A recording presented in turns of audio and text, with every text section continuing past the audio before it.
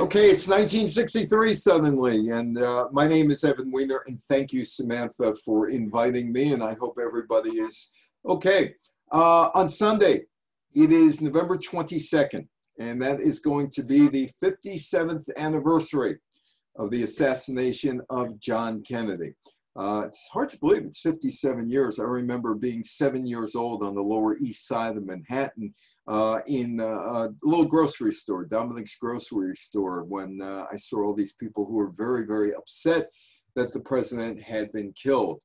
It was the end of Camelot, so to speak, on November 23rd, 1963. But there were a number of other things that happened in 1963. Martin Luther King, the Reverend Dr. Martin Luther King Jr. gave his I Have a Dream speech during the March on Washington.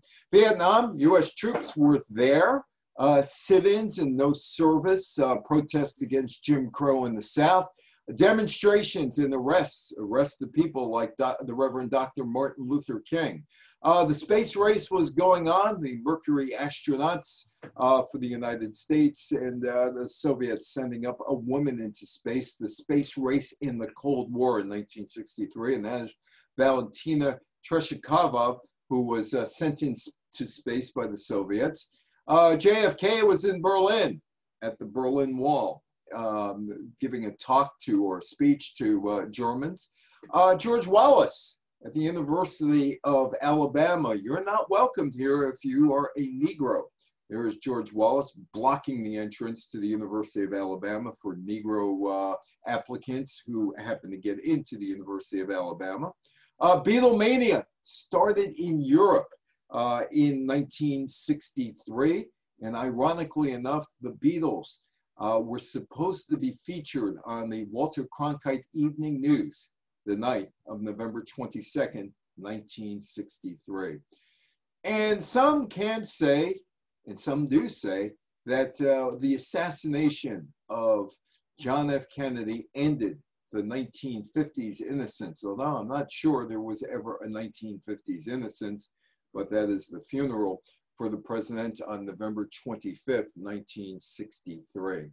It was a country divided in 1963, and one of the reasons I put together this particular talk, there was actually a confluence of three things that happened. One, I walked past that monument in Bronxville, the John F. Kennedy Monument, that was put up for his 100th birthday in 2017, and it's the last place that Kennedy had lived as a child that something was put up, a plaque was put up, remembering that John Kennedy spent his teenage years in Bronxville, New York. There was also something came up on Facebook. A friend of mine, Jane Tillman Irving, who worked at WCBS Radio in New York, did a series on the March on Washington in 2013. And she was telling me one day about going to the March on Washington and the Martin Luther King speech. And she came up on my Facebook page, and John Lewis passed away in his funeral for him. And I decided I'm going to do a 1963 talk. So 1963 was a country divided in a changing world. 1963, Cuban Missile Crisis in the rearview mirror. That happened in 1962, but Cold War tensions between the United States and the Soviet Union continued. The two countries installed a hotline, so the leaders, JFK and Khrushchev, could directly talk to one another. There are 15,000 American advisors who are stationed in South Vietnam, and the civil rights movement continues with demonstrations in the American southern states, but fuel is put on the fire for those demonstrations because television, and this is here's something that parallels in 2020 and 1963. Television shed light on what was going on in 1963 in the civil rights movement. This thing shed light on the George Floyd murder in Minneapolis, and it was caught on a phone, and that spurred all kinds of protests around the United States in 2020.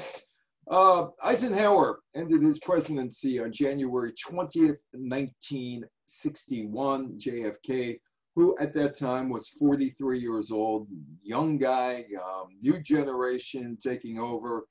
Even though he's a World War II veteran and Eisenhower was a World War II general, but it's a new generation, young generation taking over. And there were high hopes for John F. Kennedy. That's him in 1961 with Eisenhower. Vietnam's a problem because of this guy, Diem. Diem was the United States guy in Vietnam and had been the United States guy in Vietnam in the 1950s and into the 60s, into 1963. And Vietnam was a problem. If you look back at history, French Indochina, there was North Vietnam and South Vietnam that split the Vietnamese Civil War. The French were there until 1954 and walked out, left a power vacuum from a Western country viewpoint, and the United States decided to step in. Now, my father once told me that he was in the service between 1953 and 55, that he thought he was going to go to Vietnam because he thought Eisenhower was going to send troops there. And after the French fell or left, and that didn't happen en masse, but there were advisors in Vietnam. Diem was assisted by U.S. military and economic aid. He was able to resettle thousands of refugees that fled Ho Chi Minh in North Vietnam and the communists.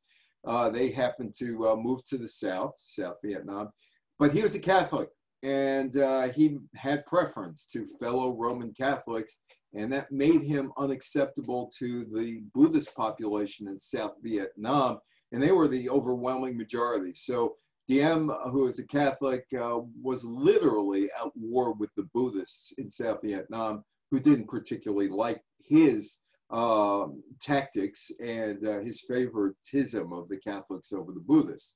And then there was this domino theory. Why were we in Vietnam? Why was the United States in Vietnam? Well, there was this theory proposed that you might remember called the domino theory, and that the Soviet Union would be pushing dominoes eventually. And if Vietnam, South Vietnam fell to the communists, then Laos would go, and Cambodia would go, and Thailand would go, and Taiwan would go, and South Korea, and the Philippines, and Japan, and Canada, and eventually the United States. So we're going to take the stand as the United States is going to take the stand in Vietnam, and they're going to stand up to the Soviet Union and fight in a proxy war against the communists. John Kennedy was all in favor of U.S. involvement in Vietnam while he was a senator from Massachusetts in 1959. Eisenhower in 1954 had this domino theory in his mind. If the West lost Vietnam to communist control, it would lead to similar communist victories in Southeast Asia, Laos, Cambodia, Thailand, elsewhere, India, Japan, Philippines, Indonesia, even Australia and New Zealand. They were so convinced that the Soviets were going to topple everybody in Southeast Asia and beyond. So the United States decides to get involved somehow with Vietnam. By 1963, you have the advisors there, and you have 3 who are killed at the Battle of Ap Bac. These were the 3 servicemen who were killed early January 1963. It was January 2nd, 1963.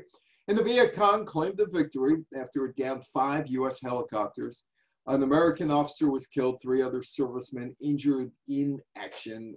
The Battle of Ap Bac was the first major combat victory by the Viet Cong against the South Vietnamese Army of the Republic of Vietnam and U.S. forces.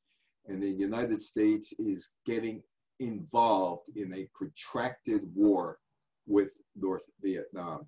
That's a napalm blast near Hue, South Vietnam, February 28th, 1963. Meanwhile, as the war is heating up in Vietnam, John Kennedy has a problem with the civil rights movement. Kennedy really didn't do very much in his first 2 years in 1961 and in 1962 in terms of the civil rights movement, but he is forced, his hand is forced in 1963, led by this guy, the Alabama governor, the Democrat George C. Wallace, the segregationist. On January 14th, 1963, Wallace takes over as the governor of Alabama. And in his inaugural address, he promises segregation now, segregation tomorrow, segregation forever.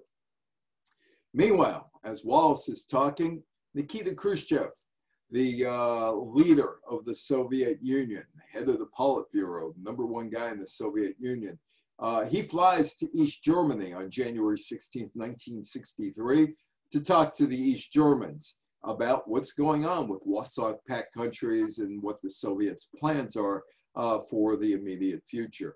He makes the visit to the Berlin Wall from the East Berlin side, and then gives an address to the communist leadership of East Germany at the SED Party Congress.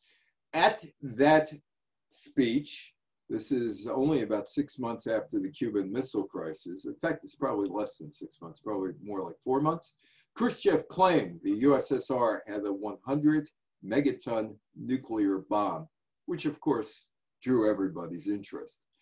But China didn't particularly like Khrushchev, Mao Zedong, Red China, Communist China. When I was in 9th grade in 1969, 1970 at Spring Valley Junior High School up in Rockland County, my teacher was Stewie Gates, who is still alive and answering phones at the Stony Point Fire Department near Bear Mountain. They don't let him on ladders anymore, though. He can't climb up ladders because he's in his 90s. But he used to say, it's Red China, it's Communist China, which it was back in those days, Red China and Communist China.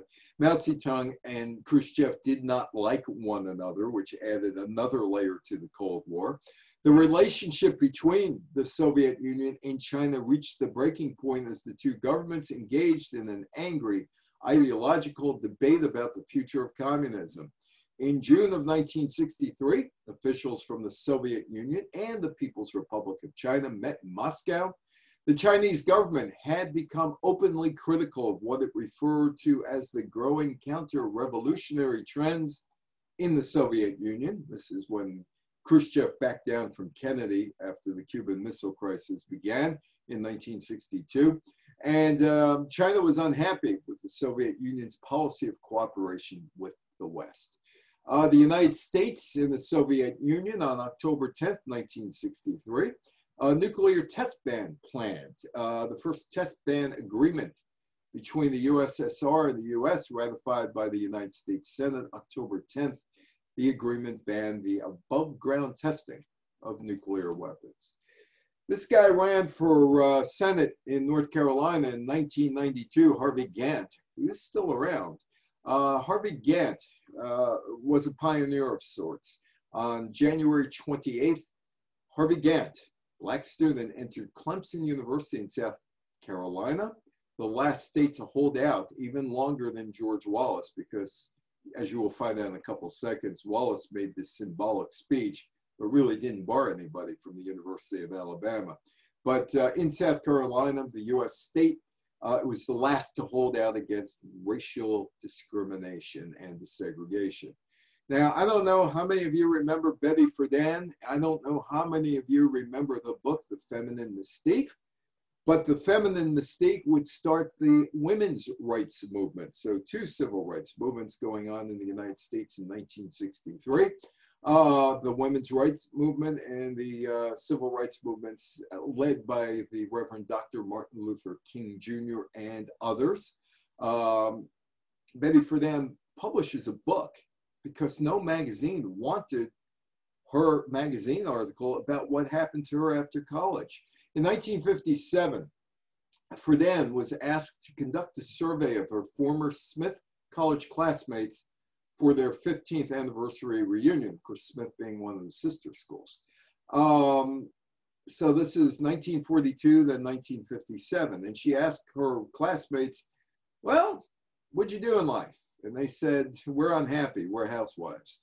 Friedan originally wanted an article on the topic, not a book, but no magazine, whether it was Look, Life, Newsweek, Time, and all the other magazines that were around back in those days in 1962, 63, would publish her article. So the book comes out, and the book would push Congress to give women eventually some equal rights. And there is the book, The Feminine Mystique by Betty Friedan, which was the handbook that would eventually lead to the formation of the National Organization of Women and the Women's Lib movement, which took off in 1968. But what I said when they pushed Congress, they did push Congress. They pushed a congresswoman by the name of Edith Green, who entered Congress in 1955. And Edith Green was known as the mother of higher education and Mrs. Education in Congress. But she also, in 1955, thought that women should be paid the same amount of money as men in a job. And she did push it through Congress. Not much really happened with it. But in 1963, Kennedy signs the Equal Pay Act, which really wasn't the Equal Pay Act, but it was symbolic, I suppose, that women should be paid the same as men. In 2020, in many jobs, women still are not paid the same as men. And there have been fights for the last 57 years over that. The Equal Pay Act of 1963, signed into law by Kennedy, June 10th, Congress stated that sexual discrimination depresses wages and living standards for employees, prevents the maximum utilization of the available labor resources, women, and was not enforced evenly. The women's movement would become the second civil rights movement at that time. It would be followed by Native American movement in the 1960s, along with the gay and lesbian movement, which started in 1969. So there were all kind of movements going on in the United States in the 1960s for equal rights. Now, you might have heard the name Saddam Hussein somewhere along the line in the last 30 years or so, because he was the dictator of Iraq for a long time. And basically, the United States went into Iraq in 2003 to rid the world of Saddam Hussein, which was 40 years after Saddam Hussein really appears on the scene in Iraq. The Ramadan Revolution, February 8th Revolution, was a coup d'etat in Iraq. It was a military coup by the Ba'ath Party's Iraqi wing, and that overthrew the 5-year regime of the Prime Minister of Iraq, Abd el-Karim Qasim, in 1963. Hussein was exiled to Egypt in 1959. In fact, he fled to Egypt in 1959. He would come back with the Ba'ath Party taking over power. In 1959, Saddam ended up in Egypt after he took part in the plot to kill al-Karim Qasim. So he's back, and al-Karim Qasim is gone. At almost the same time in Syria, almost the same time, about a month later, the Ba'ath Party in Syria completed a coup. The March Revolution was engineered by the Military Committee of the Syrian Regional Branch of the Arab Socialist Ba'ath Party. The coup was planned by the Military Committee rather than the Ba'ath Party's civilian leadership, but Michael Affleck, the leader of the party, consented to the conspiracy.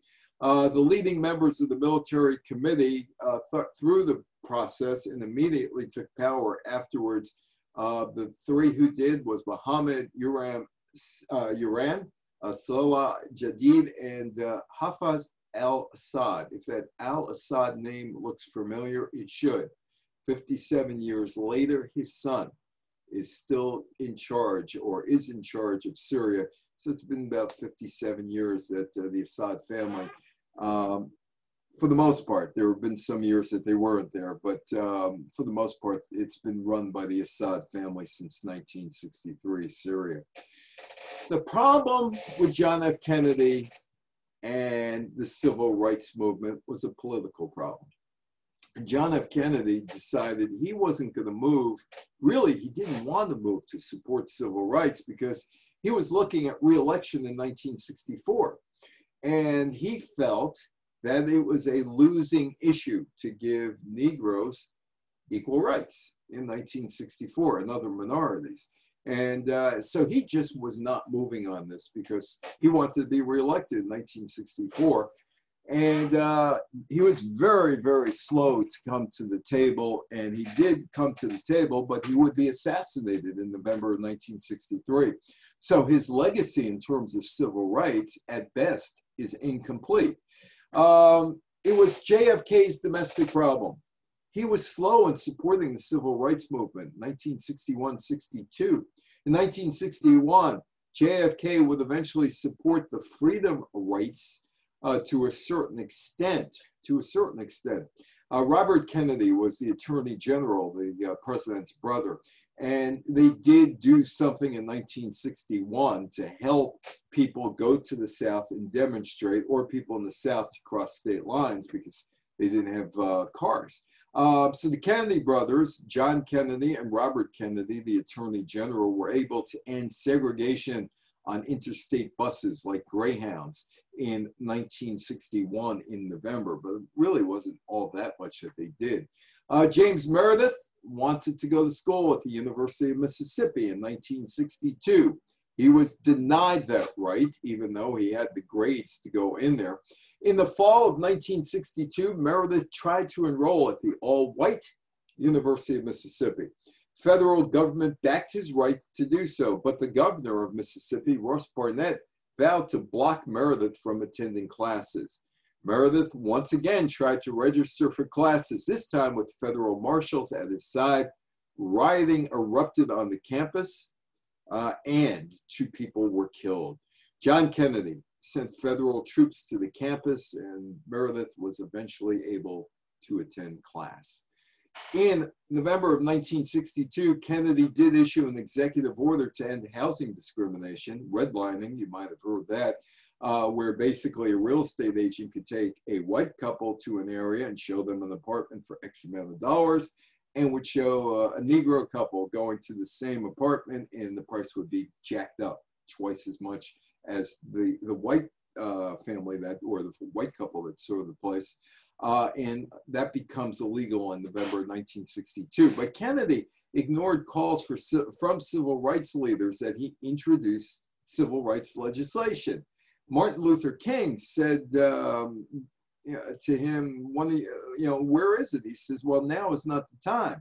And Martin Luther King says, well, when is the time? The time was not during the Kennedy administration. There were all kind of intimidation. That's the Henry Ford Museum in Detroit, with this display of the KKK, which was an intimidation tactic in the South against American blacks. There's the hood. There's some of the writings of the KKK. This is all kind of other segregation. That's my wife looking in between. If you want to get a train or a bus, well, if you went to the left and you were white, you got the seat closer to the bus. And if you were colored, you got you had to stay in the back of the room to get the bus or train. There was the white waiting room and the colored waiting room. Different water fountains. That is a white water fountain. Whites only could drink from there. There was blacks only. Can't mix the races. Going to jail for demonstrating purposes. That's what happened with Martin Luther King many times in the South. And this happens to be in Birmingham. And if you notice, Martin Luther King was not very tall. He was a rather short guy. I didn't realize that until I went to the Martin Luther King Center in Atlanta when I saw his clothes that were hanging there. And I said, wow, I didn't realize how little he was. But anyway, Martin Luther King was prisoner 7089 in the Birmingham jail. And he writes letters from the Birmingham jail, April 12th, 1963. The Reverend Dr. Martin Luther King Jr. on Good Friday violated a court injunction prohibiting public civil rights demonstrations in the city. Local police arrested King and a handful of protesters, including the Reverend Ralph Abernathy, and transported them to the Birmingham City Jail, where 40 years earlier, in 1923, a prisoner had penned a mournful folk ballad about the place that included the line, "Write me a letter, send it by mail, send it in care of the Birmingham jail." And this is rather important literature that Martin Luther King wrote from the jail, explaining things. He was there for 8 days, and he was composing a response to white ministers who say, hey, well, Martin, what are you doing? Why are you protesting? Why are you bringing protesters to Birmingham? The pieces of paper were given to his lawyers. They became known as the letters from a Birmingham jail. And according to scholars and historians who studied the time, this may have been the most important written document of the civil rights era. And Martin Luther King said, basically, I'm fighting injustice. This was on the cover of newspapers, not this particular picture of the New York Times. They had another picture on the New York Times, but these were pictures that were shown in newspapers. And television cameras were in the South capturing this on tape. And it was seen on the Cronkite show, Old Iron Pants, Walter Cronkite, on CBS, the evening news, and shown on Huntley Brinkley on NBC, and Howard K. Smith on ABC, images like that. May 1963, television becomes really, really important to the civil rights movement, because TV decides, and that's NBC, CBS, and ABC in those days, decides to go after the story. This is an ongoing story since Rosa Parks refused to give up her seat on the Montgomery bus around 1955, and it's still going on in the South. Birmingham, Alabama officials' reaction to the Reverend Dr. Martin Luther King Jr. led demonstrations changed perceptions because of TV. Television caught the police beatings of non-violent marchers, firemen turning their high-pressured fire hoses on defenseless men, and women and children, police dogs shredding the clothing of demonstrators on video, and in still pictures that made it onto the cover of the New York Times on May 4th, 1963. You can see this demonstrator is being at least attacked, his clothes being attacked by a guard dog at that point. It was on the New York Times front page. 17-year-old civil rights demonstrator defying an anti-parade ordinance in Birmingham, Alabama, is attacked by a police dog on May 3rd. On May 4th, during a meeting at the White House with members of a political group, Kennedy discusses the photo, which he has right in front of him, which appeared on the front page of that day's New York Times. Fire hoses. There's a woman who is doused with fire hoses, a lot of pressure coming at her while she's demonstrating. Now, Kennedy has got this problem on his hands in May, and in April, he comes to the conclusion Vietnam is unworkable for the United States. We don't have a prayer staying in Vietnam. Kennedy confided to a friend in April 1963, those people hate us. They're going to throw our asses out of there at any point. But I can't give up that territory to the communists and get the American people to reelect me. Again, Kennedy is looking at selfishly being reelected in 1964, Vietnam, civil rights movement. And he is paralyzed because of the 1964 election, but he is shaken about what happened in Birmingham, Alabama. The world was watching, and yes, the world was watching what was going on in the American South with this demonstrations, with the police coming back at the demonstrators with water cannons, with dogs, and other things. There is somebody, you know, there's a couple pillows over there, whatever else, hanging by a noose out the car. Keep Birmingham schools white. Now, what did TV do? Well, TV did this. It forced Abe Rosenthal, the executive editor of the New York Times, to get off his duff and start covering the civil rights movement. The New York Times, in May of 1963, published more stories about civil rights and the protests in the South in those 2 weeks than it had in the previous 2 years. Television. Televised scenes of children campaigning against rigid segregation, being bitten by dogs, knocked off their feet by water fired with enough power to rip bark off a tree caused international outrage. People were watching. JFK is about ready to address the nation, and black woman is going into the University of Alabama at that point. George Wallace, the governor of Alabama, came to national prominence when he kept a campaign pledge to stand in the school door house to block integration of Alabama's public schools. Wallace read the proclamation when he stood in the doorway to block the attempt of two black students, Vivian Malone and James Hood, to register at the University of Alabama. Kennedy federalized the Alabama National Guard, ordered its units to the university campus. Wallace didn't stop him. This was all symbolic, all symbolic. He steps aside, returns to the Capitol in Montgomery, and the students enter the building. Meanwhile, Martin Luther King and the Southern Christian Leadership Conference begins to make plans for the summer. Other civil rights leaders are also making plans for the summer.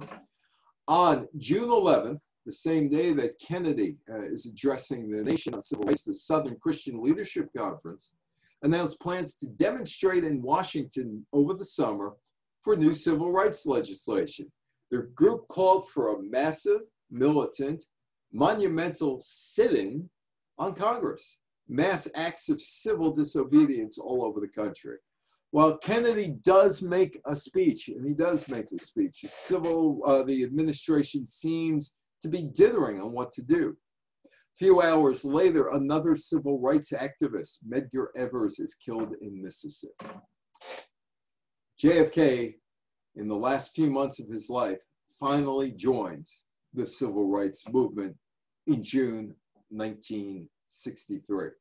Kennedy would have 5 months to live.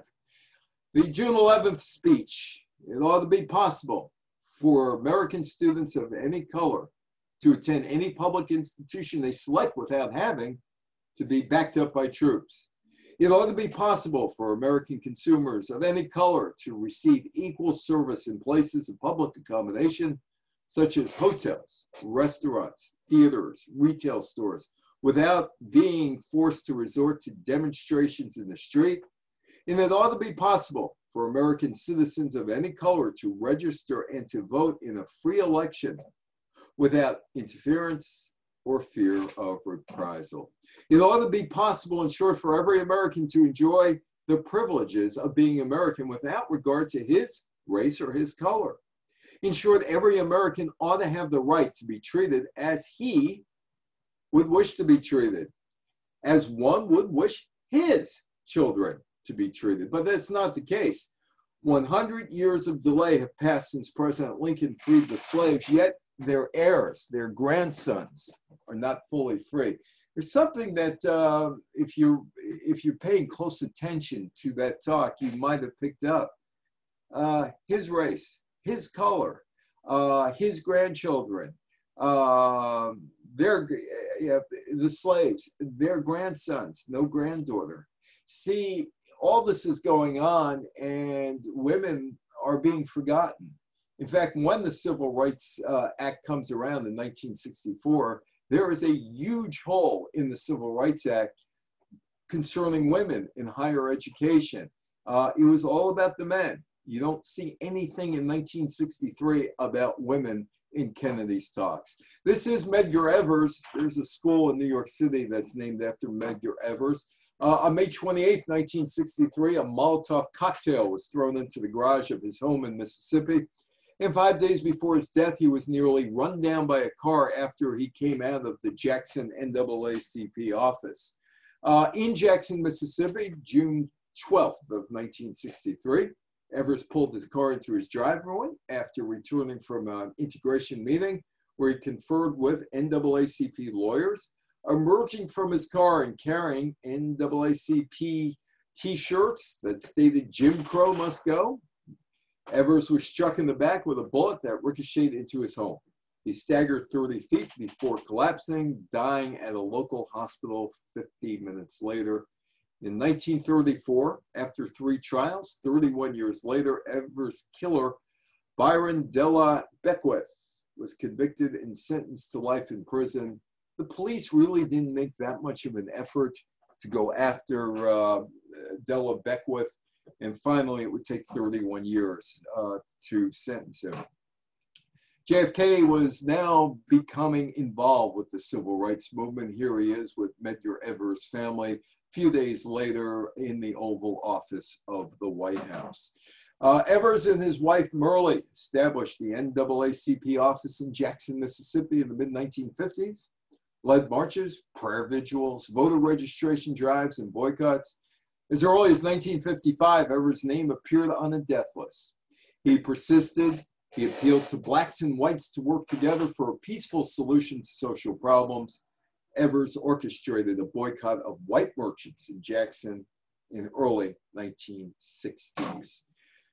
3 days after the JFK speech, RFK, Robert Kennedy, gives a talk to protesters about what may be coming ahead in the civil rights movement from the Kennedy brothers. While this is going on, JFK flies out to Germany, and he's in Berlin defending Western democracies against the communists on the other side of the Berlin Wall over there. As you can see the Berlin Wall with Kennedy looking at it. The Berlin Wall went up in 1961. There are many people in the world who really don't understand, or say they don't, what is the great issue between the free world and the communist world. Let them come to Berlin. There are some who say that communism is the wave of the future. Let them come to Berlin. And there are some who say in Europe and elsewhere, we can work with the communists. Let them come to Berlin. And there are even a few who say that it is true that communism is an evil system, but it permits us to make economic progress. Lasse nach Berlin kommen. Let them come to Berlin. The guy who is to John F. Kennedy's right, yeah, you probably haven't heard of him, or if you did hear of him, it was in passing. But he was maybe the predecessor and the father to Martin Luther King in the civil rights movement. His name is A. Philip Randolph, and he'd been banging around with civil rights since the 1940s. A. Philip Randolph's planning for a March on Jobs in Washington, D.C. This was originally planned for 1941. King and the Southern Christian Leadership Conference was planning a March for Freedom. The two groups decided, hey, let's work together into one mass protest. Randolph and his chief aide, Bayard Rustin, would have a march, and they were going to call for fair treatment and equal opportunity for Black Americans, as well as an advocate for the passage of the Civil Rights Act, which has been lingering since 1875. But in 1941, Randolph planned a march on Washington. We free from want, free from fear, free from Jim Crow. Why should we march? 15,000 Negroes assembled in St. Louis, 20,000 in Chicago, 23,500 in New York City. Millions of Negro Americans all over the great land claimed the right to be free. That was 1941. Before his 1963 march, A. Philip Randolph led 5 marches on Washington, 3 of them in the 1950s for school segregation. In 1941, with blacks excluded from jobs in the defense industry, Randolph began traveling the country and rallying potential marchers with the message, we loyal Negro American citizens demand the right to work and fight for our country. Franklin Roosevelt invited Randolph to the White House on June 25th, 1941, 6 days before the 1941 July 1st March on Washington was scheduled. Roosevelt issued Executive Order 8802 banning discrimination in the government and defense industries. The Big Six meet in New York. Some of those big 6 guys really weren't all that big. Look at John Lewis there on the left, very young John Lewis there on the left, and Martin Luther King in the middle, Randolph there as well. The Big Six 6 civil rights leaders gathered at the Roosevelt Hotel in New York, which is being knocked down and it's going to be replaced by a skyscraper. King, Randolph, John Lewis, Whitney Young, James Farmer, and Roy Wilkins. They were dubbed the Big Six. It was Randolph who was able to get all the diverse opinions together and onto the same page. We're going to go ahead and have a march on Washington. And this was, these were the demands of John F. Kennedy and Congress from the group. Comprehensive and effective civil rights legislation from the present Congress without compromise or filibuster to guarantee all Americans access to all public accommodations, decent housing, adequate and integrated education, the right to vote, withholding of federal funds from programs in which discrimination exists, and the desegregate schools, all the protests around the United States in 1963, some peaceful, some not so peaceful. More demands, desegregation of all school districts in 1963. Enforcement of the 14th Amendment, reducing congressional representation of states where citizens are disenfranchised. A new executive order banning discrimination in all housing supported by federal funds. Authority for the Attorney General to institute injunctive suits when any congressional right is violated. Create good-paying jobs. A massive federal program to train and place all unemployed workers, whether they be Negroes or whites, on meaningful and distinguished jobs at decent wages. A national minimum wage act that will give all Americans a decent standard of living. A broadened Fair Labor Standards Act to include all areas of employment which are presently excluded. A Fair Employment Practices Act barring discrimination by federal, state, and municipal governments and employers, contractors, employment agencies, and trade unions. 1963 was the summer of protests, sort of like 2020. Lots of protests in 2020, lots of protests in 1963, and some of the issues are the same. Police brutality must stop. You saw those signs again in 2020. Meanwhile, this guy is in Maryland, and he decides he's not going to serve Negroes or their friends. In fact, you could see the guy in the front there with his back to you has a cracked egg over his head because this guy cracked an egg over a protester's head. This guy was Robin Fessenfeld. He was the owner of a segregated lunchroom in Cambridge, Maryland. He doused white integrationists with water on July 8th, 1963. The integrationist, Edward Dickerson, was among 3 white and 8 African-American protesters who knelt on the sidewalk in front of the restaurant, singing freedom songs. A raw egg, which Fessenfeld broke over Dickinson's head moments earlier, is still visible on the back of Dickinson's head. The protesters were arrested, but not the owner of the place, even though he broke an egg over somebody's head. It was a summer of discontent. According to the United States Justice Department, in the 10 weeks before August 28th, the March on Washington, there were 758 demonstrations, 186 cities, 14,773 arrests. There's a cross burning in Chicago. White supremacists and KKK meant business. This is August 3rd of 1963. I was up in the Berkshires this summer for a couple of days, masked up so I could go there. And I went to W.E.B. Du Bois's house. Childhood's house. It's not there anymore. There's some frames in there, some pictures like that of Du Bois. And he was maybe one of the fathers of the civil rights movement. In 1905, he was the founder and general secretary of the Niagara Movement, an African-American protest group of scholars and professionals. He founded and edited The Moon and Horizon as organs for the Niagara Movement. He would run for senator from the state of New York in 1950, a great Negro, great American U.S. senator, W.E.B. Du Bois. Du Bois in 1909 was among the founders of the National Association for the Advancement of Colored People.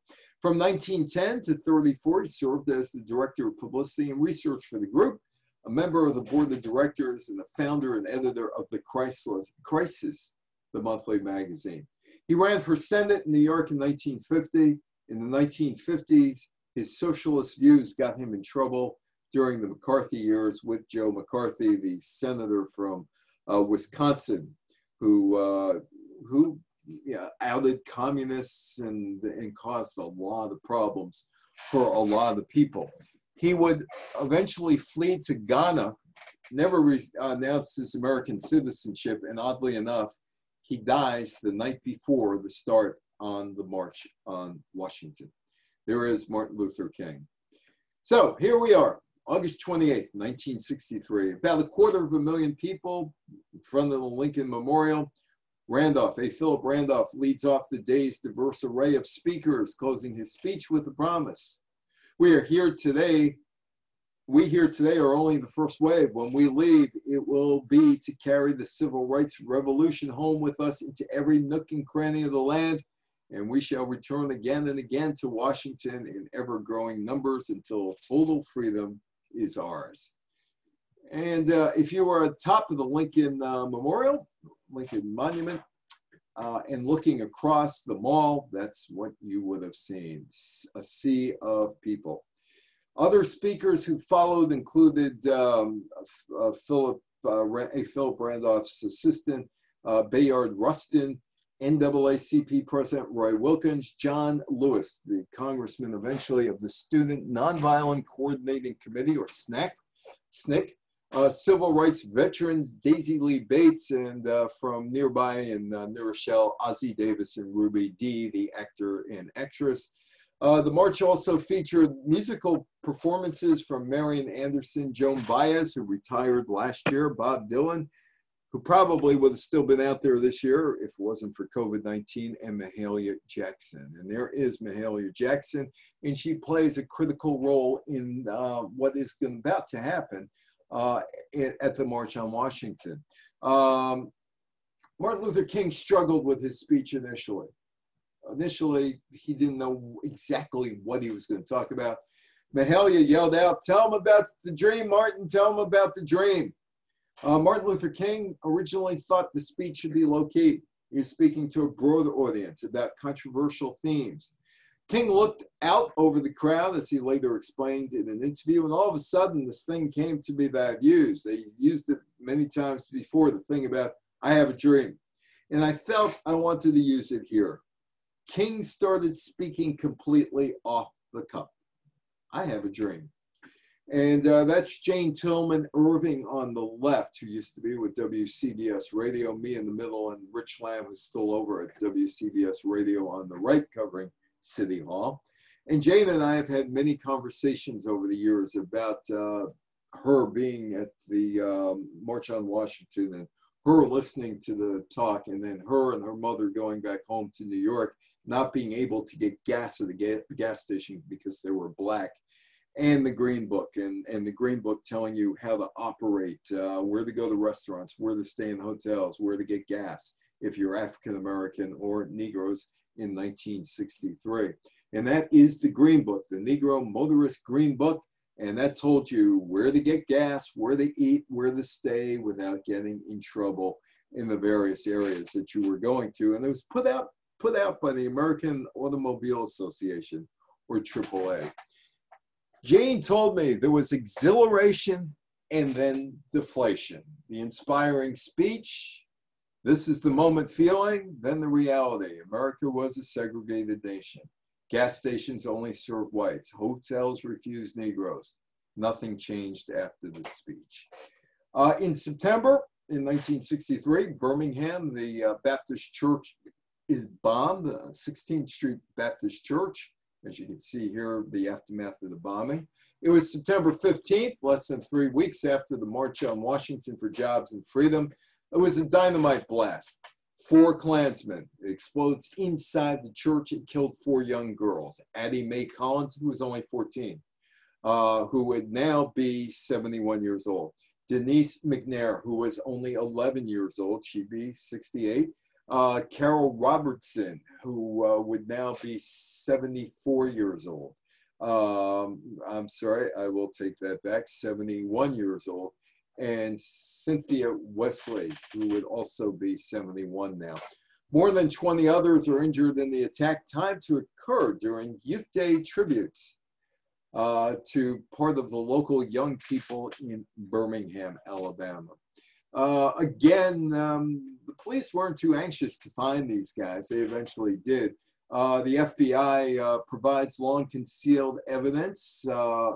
By the 1970s, Robert Chambliss is convicted of murder in 1971. Thomas Blanton in 2001, Bobby Frank Cherry in 2002. There was a fourth bomber, Herman Cash, but he died in 1994 without ever being indicted. Change is going to come. Change is going to come. Sam Cooke, he sung that song. And Sam Cooke was trying to have a change come in Louisiana. So change is going to come, but not quite yet. On October 8th, Sam Cooke and his band are arrested after trying to register at a whites-only motel in Louisiana. In the months following, he records the song, A Change is Gonna Come. Meanwhile, Vietnam has not left. It's still on John Kennedy's radar, and things are deteriorating in South Vietnam. Eventually, Diem would be assassinated. He'd be assassinated around November 1st, 2nd, about 3 weeks before John F. Kennedy would be assassinated. Kennedy said in April that the Vietnamese hated the Americans. Well, the Buddhists hated Diem, and I have mixed feelings about showing this picture, because here's a guy who put himself on fire to kill himself, and there's the gasoline. In an attempt to bring attention to the Buddhist plight in South Vietnam. Well, obviously he did with this picture, because it was all over the place in newspapers when newspapers were big in the 1960s. The suppression of the Buddhists in South Vietnam became known as the Buddhist crisis. Diem did little to ease the tensions, though he later promised reform. Many people suspected that his brother and closest advisor, Nahu, was actually the decision maker in the Saigon government and the person behind the Buddhist suppression. The Buddhist demonstrations continued throughout the spring and summer, culminating in June when a Buddhist monk publicly lit himself on fire. That photograph made it around the world. So who was advising John Kennedy about Vietnam? Well, the guy to his immediate right is Robert McNamara. He worked at Ford. He was literally an accountant, a bean counter at Ford, but Kennedy made him his defense secretary in 1961, and William Westmoreland, a general who was in Vietnam. Kennedy tried to impress upon Diem the need for major government reforms in Saigon over the summer, but Diem didn't pay any attention. In August, Diem declared martial law, and his forces raided pagodas of the Buddhist group behind the protests. Soon after, South Vietnamese military officers contacted the US government and representatives and asked, what should we do? Can we actually have a coup here? And if we have a coup here, what will you do? Ike Diem, he was the guy. Eisenhower trusted him in Vietnam. So did John Kennedy. Under Eisenhower and Kennedy, the U.S. had given millions of dollars to prop up the French in Vietnam, and, well, Eisenhower did, and sent military advisors to support Diem's corrupt and anti-communist government. On September 2nd, 1963, roughly 3 months before Kennedy is assassinated, he gives an interview to Walter Cronkite, not yet the most trusted man in America. That would happen in about 3 months. With Cronkite on CBS saying the regime has gotten out of touch with the people. On November 1st, 1963, South Vietnamese generals used a strong military force to seize control of several strategically important outposts in Saigon, the capital of South Vietnam, and other areas in South Vietnam. Initially, Diem and his brother refused to surrender. When it became clear that they could not stop the coup from succeeding, the brothers used the secret exit to escape the presidential palace after dark. But they were unable to elude their pursuers and were captured at a Catholic church in Saigon a few hours later. A short time later, Duong Van Minh, also known as Big Ben, ordered the execution of both men and assumed leadership of the country. John Kennedy was absolutely stunned and upset when he learned about Diem's murder on November 2nd, 1963. The United States would be forced to be plunged into this war.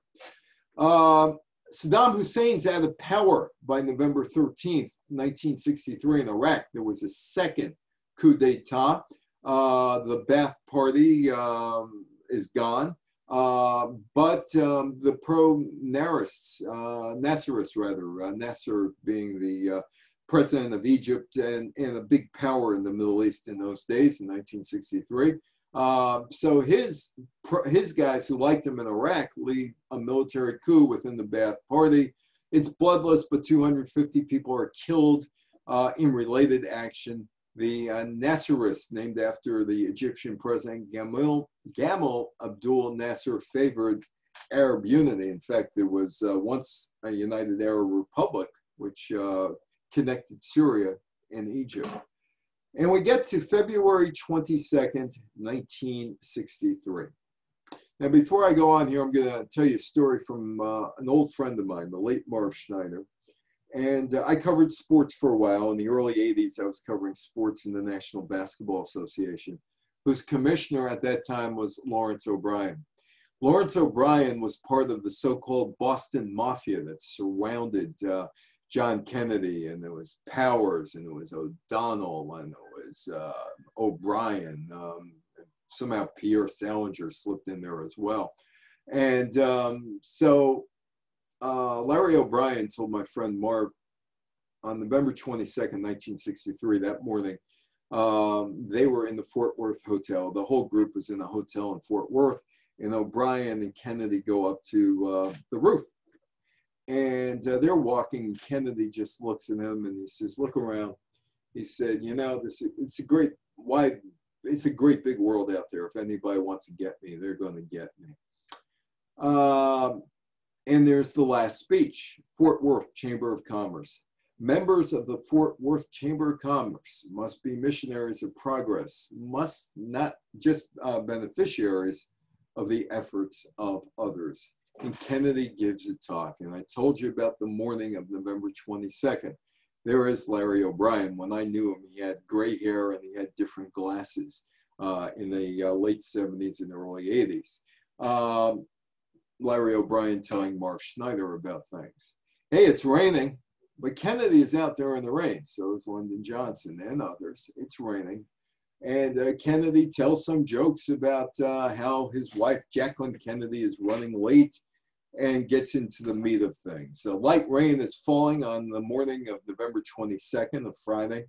A crowd of several thousand stood in the parking lot outside the Texas Hotel, where the Kennedy family spent the night. A platform was set up, and the president, wearing no protection against the weather, came out to make some brief remarks.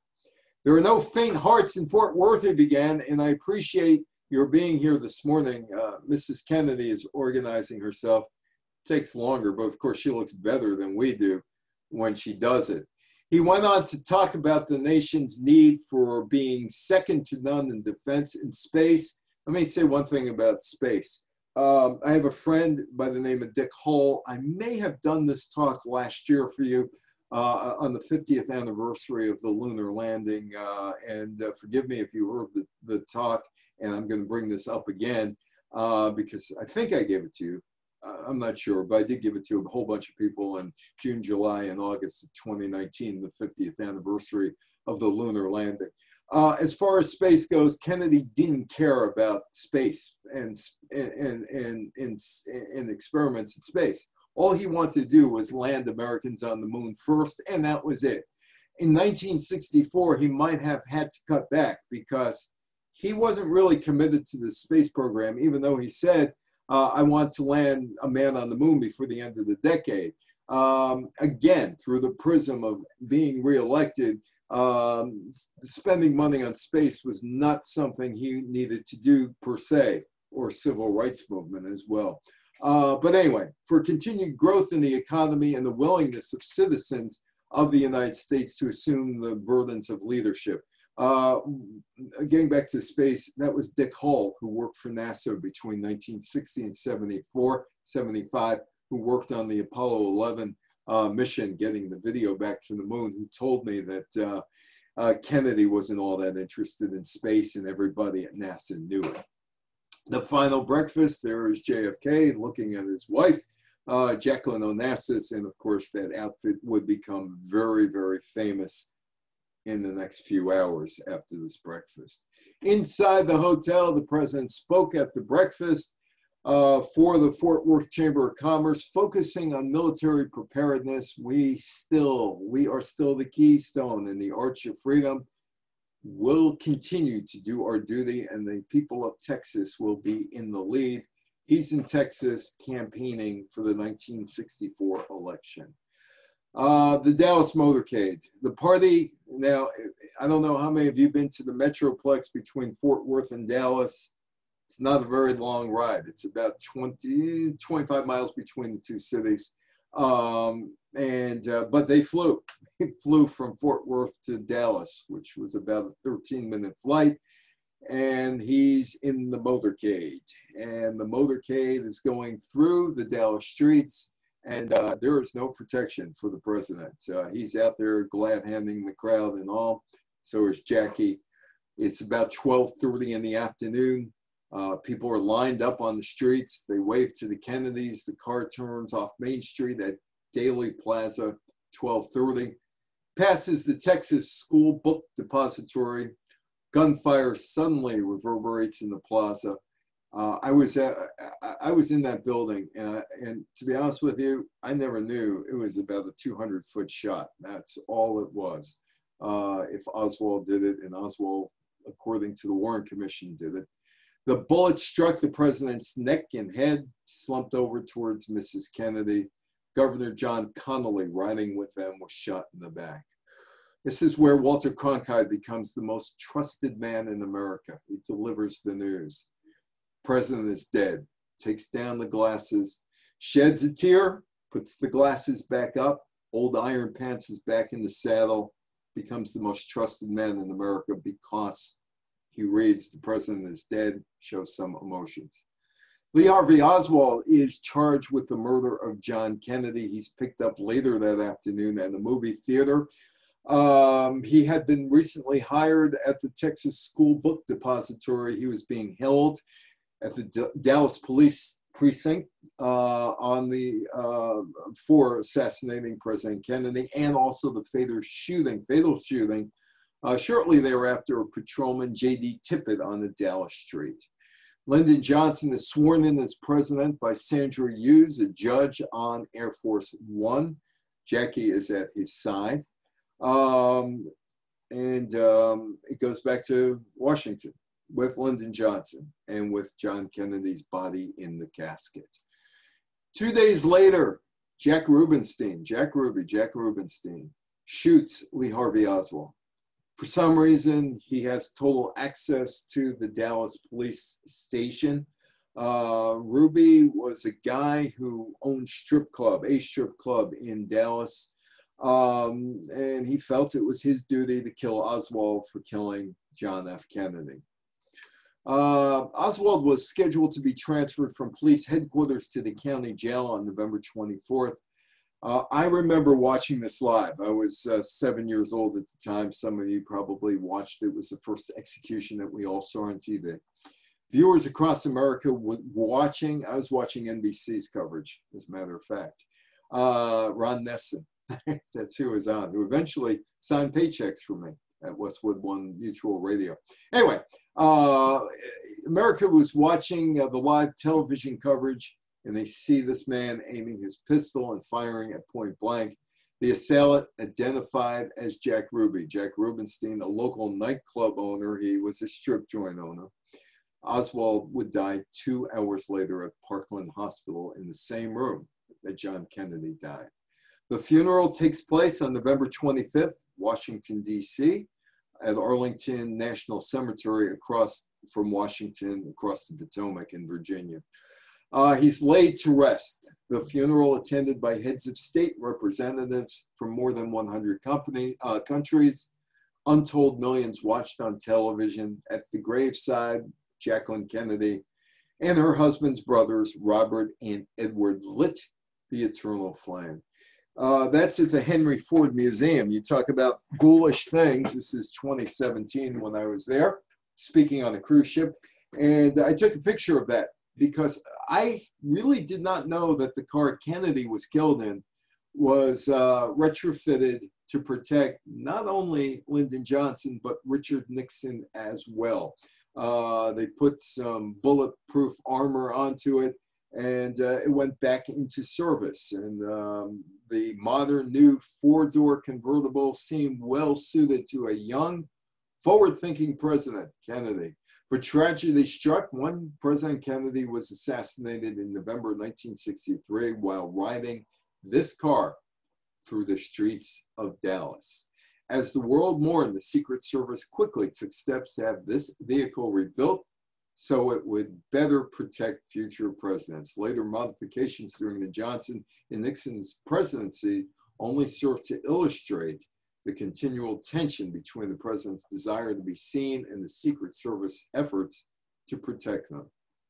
This car was used. It was a 1961 Lincoln.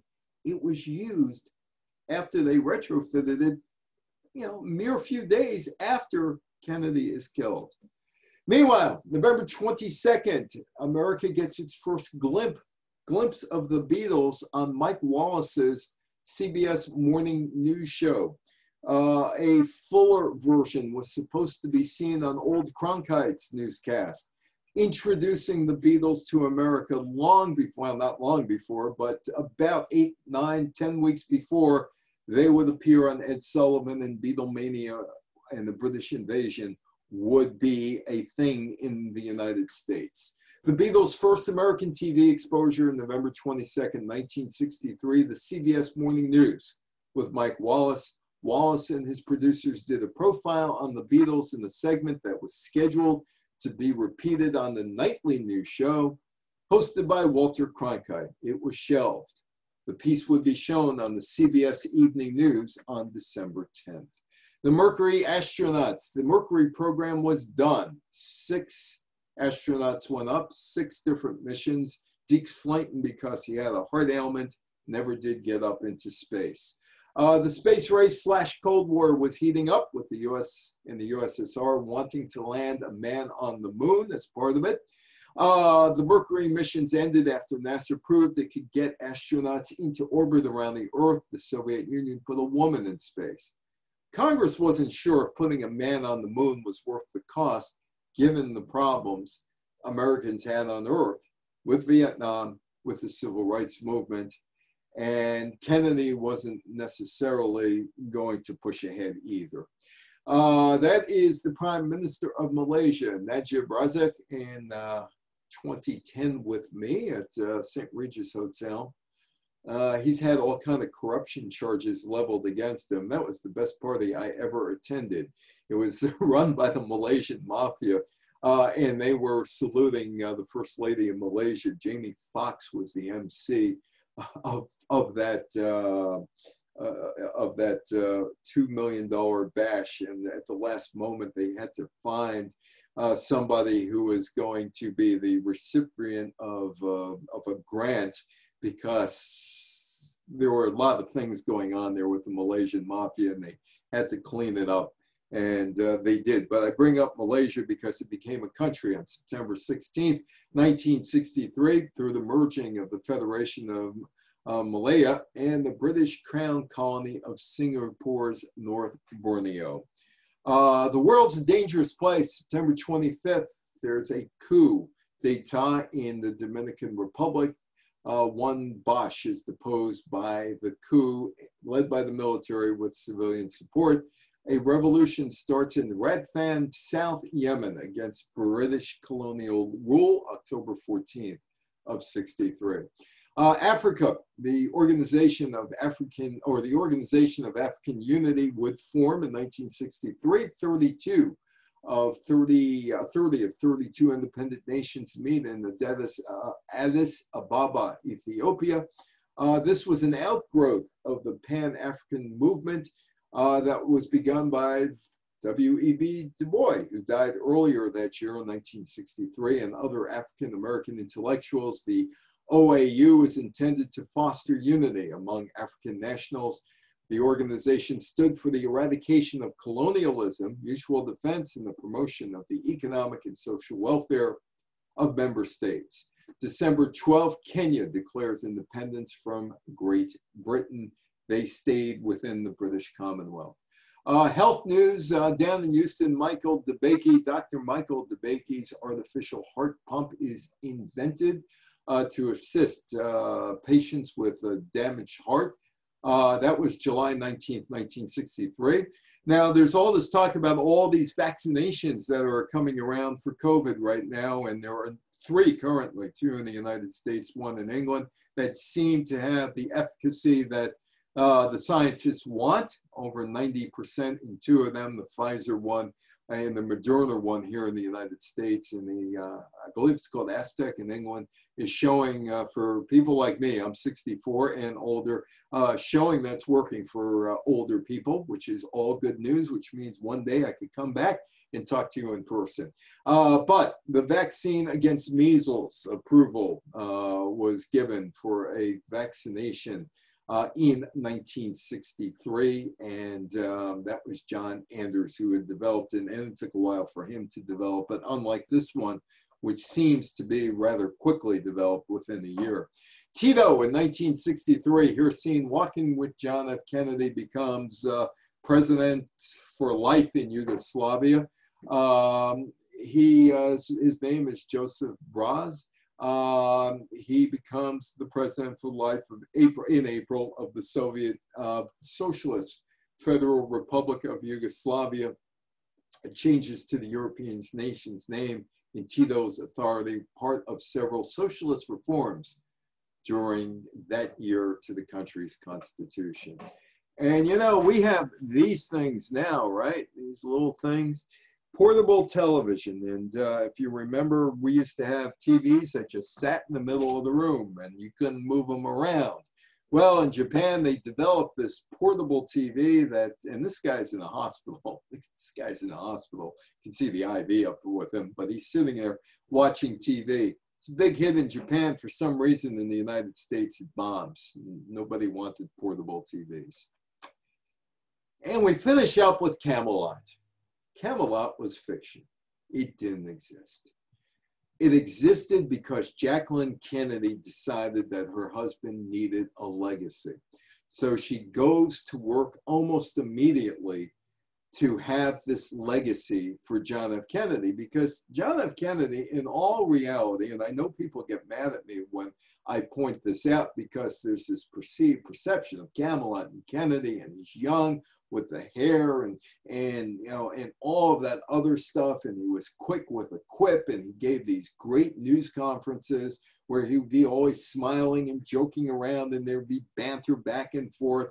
And that's what the world remembers of Kennedy. They don't remember of the failed Bay of Pigs. He did luck out with Khrushchev backing down with the Cuban Missile Crisis, although in retrospect, we find out it wasn't as dire as it was portrayed in 1962. He did very little with the civil rights movement in the United States in 1963, and he dithered over Vietnam.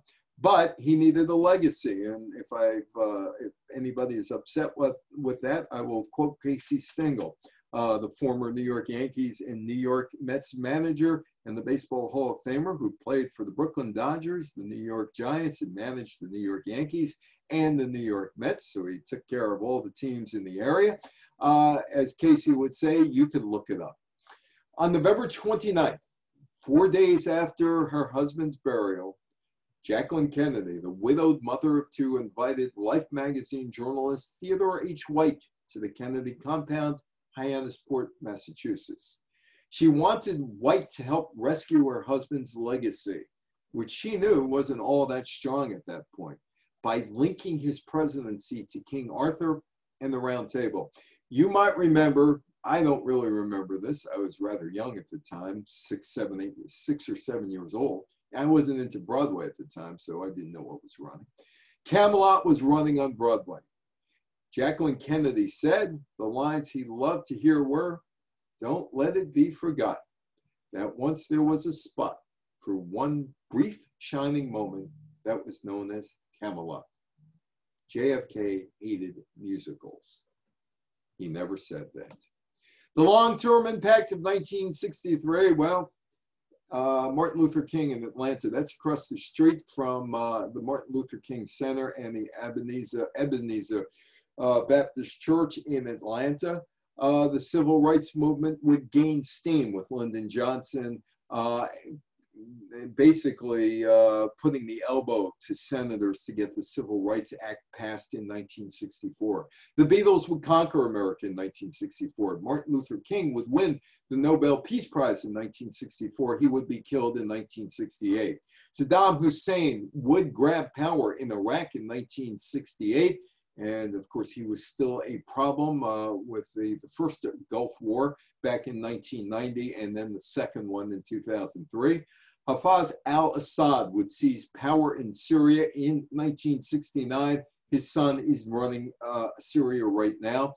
The United States would escalate its Vietnam involvement through the Gulf of Tonkin Resolution in 1964. In 1964, in September, the Warren Commission, Earl Warren, the Chief Justice of the United States, issued his report, which included Arlen Specter and Gerald Ford as two of the lawyers who worked on, Ford was a congressman at the time too, who worked on the Warren Commission, looking over the Kennedy assassination. They said Oswald acted alone. Khrushchev would be ousted as the head of the Soviet Union in 1964, and man would land on the moon in 1969. John Lewis, who passed away this summer, would be clubbed in 1965 as he tried to cross the Pettus Bridge in Selma, Alabama. During his funeral this year, the sons and grandsons of these people who were cops saluted his casket as he rode over the bridge into Georgia and his funeral. The legacy of 1963, Tito would die in 1980. Yugoslavia would then break apart. Saddam Hussein would terrorize his people. He was toppled in 2003 and hanged in 2006. John Lewis was the last of the big six. The congressman would pass away in 2020, and the al-Assad family still runs Syria. Samantha, thank you so much for inviting me. If anybody has any questions, you can open the mics or you could type it in. And thank you for inviting me, and I hope everybody enjoyed it. And you will get a copy of this. Any questions or any comments?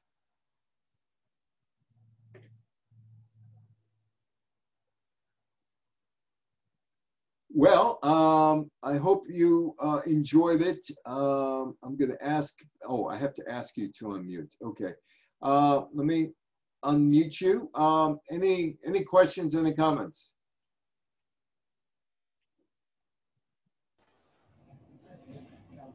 Hi, Samantha. We're good. You're good. They enjoy it? Yes. Okay, so we will talk again.